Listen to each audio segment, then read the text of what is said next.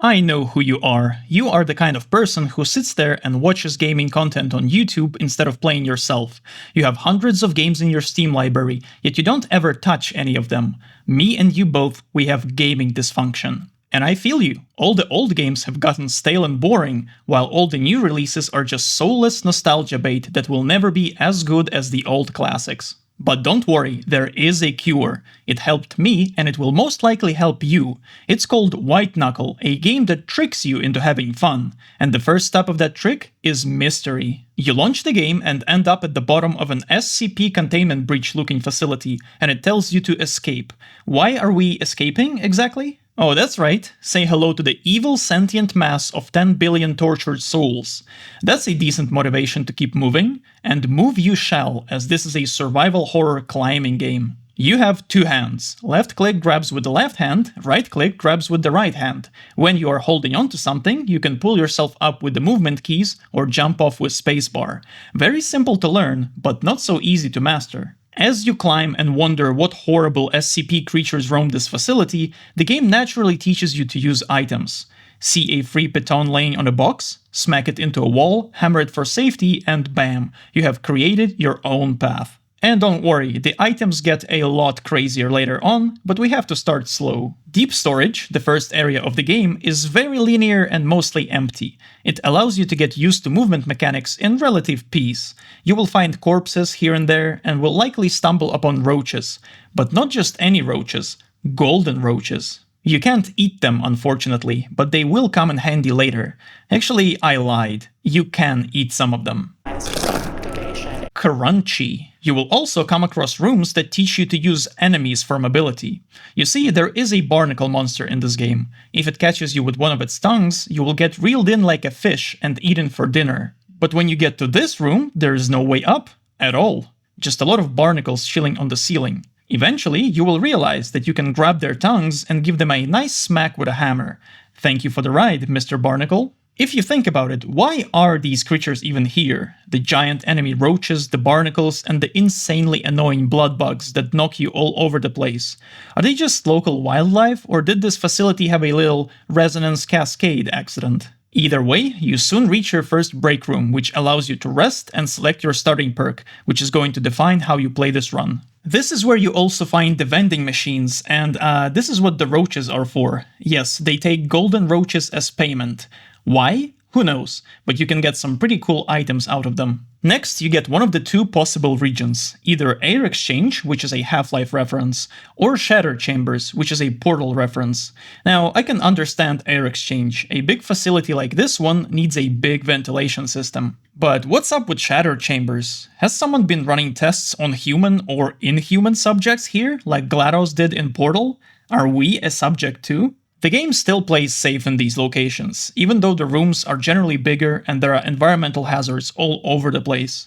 The routes become less straightforward, but it's still a relatively simple climb to the top. And that is about to change. The next break room begins with a huge vertical shaft that ends in a massive airlock that you need to close to progress. Looking at it, I'm starting to think that the guys who built this place knew that the evil liquid will be a problem.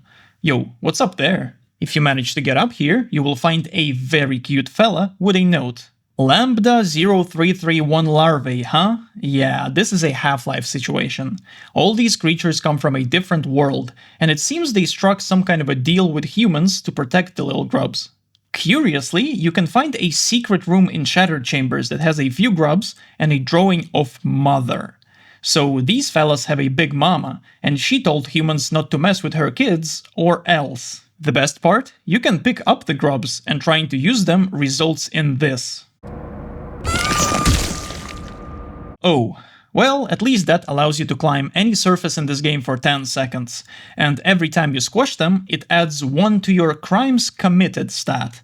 Does that have any consequences? Well... This break room is also where you get your first regular perk, which only have upsides. You select the one you want, and wait.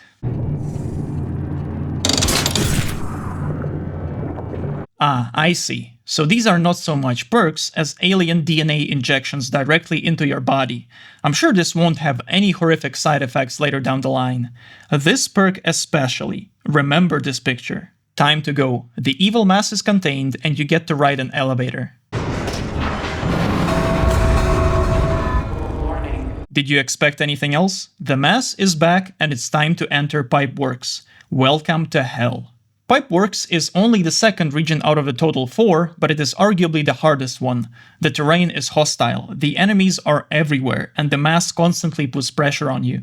You get to visit such amazing places as Drainage System, which is full of deadly machinery, blood bugs, and barnacles in extremely tight spaces. Waste Heap is full of beautiful alien flowers, but don't let them fool you. You will be harassed by blood bugs every step of the way, and they will send you falling all the way down, likely straight into the mass. And last but not least, Pipe Organ, the wolf in sheep's clothing.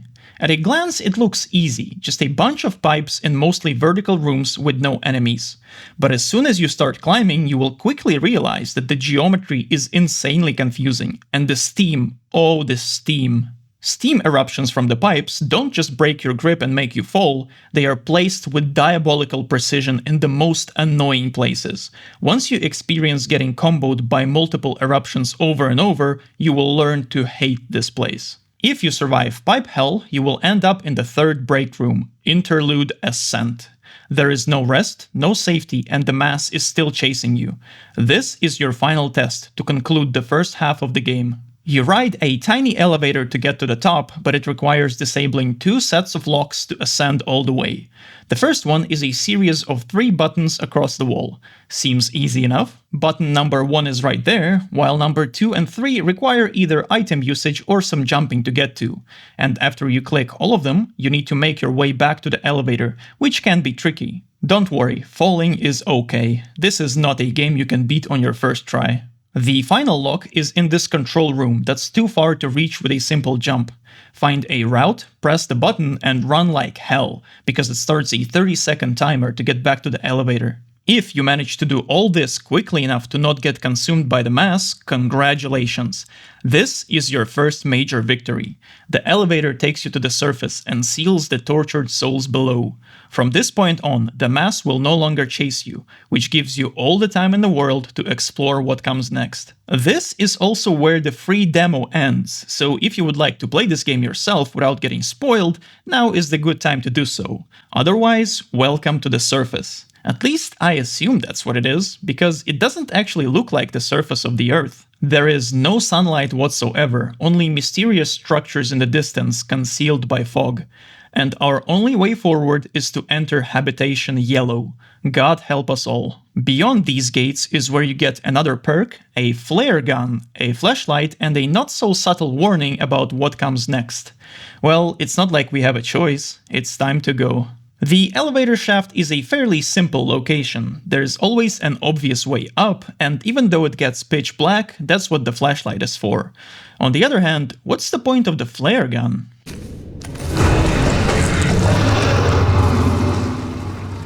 Oh, we're not alone here, are we? As you climb higher, Teeth will come to play with you, and he is very hungry.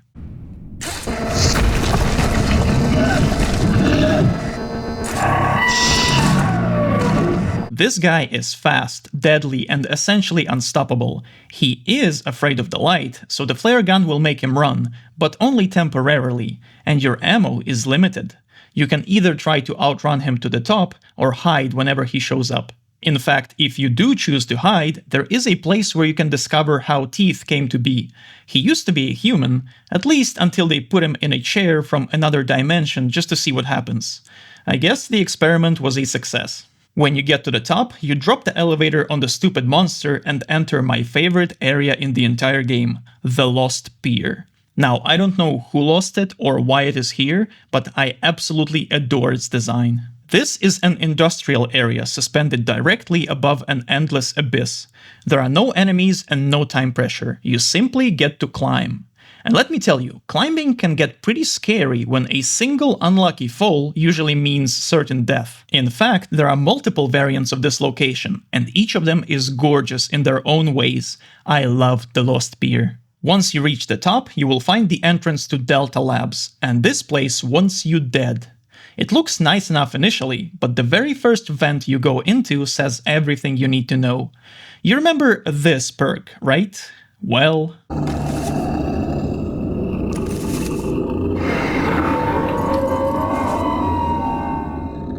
I guess this is what happens when you overdose on elastic limb DNA injections. Do not let these guys grab you, and if they do, don't let go. In case that wasn't enough, there are also all kinds of security systems in place, all of them more than happy to end your existence. And what are they protecting exactly? Well, there are things in Delta Labs. Things that should have probably stayed in their own worlds. If you survive, the end of Delta Labs is even more weird. What is a periphery catalyst reactor? Why is it full of dead bodies? And why is it sealed off with an evil artifact? It's probably fine. In fact, you get an awesome artifact to help you in the final region of the game. This funny TV remote, for example, creates handholds anywhere you want them. Nearby is your final break room, and looking at it, I think the things have gotten so bad here that only God can help us now. And ironically, that's not far from the truth. There is a tram waiting for you, which is very nice, but unfortunately, like most rides in this game, it doesn't last long. Welcome to the Abyss. This is currently the final region. If you fall here, you die. But hey, at least there are no monsters around. Actually, what is the announcer lady talking about? Entity is undergoing molecular reformation. Entity is undergoing molecular change. What entity? I don't see anything. Sadly, the reality of the situation catches up to you very quickly. The tortured souls are back, and yes, they fly now. You have to move fast enough to not get consumed by the mass, but also precisely enough to not fall into the abyss. This is your final challenge. Actually, if you recall the altars in the break room, the people who were here before were actually worshipping a very real god. And if you find an altar, it will protect you from the mass in its radius. There is even more to that, but I don't want to spoil it. Also, the announcer lady is now talking about a nuclear failsafe? What's that about?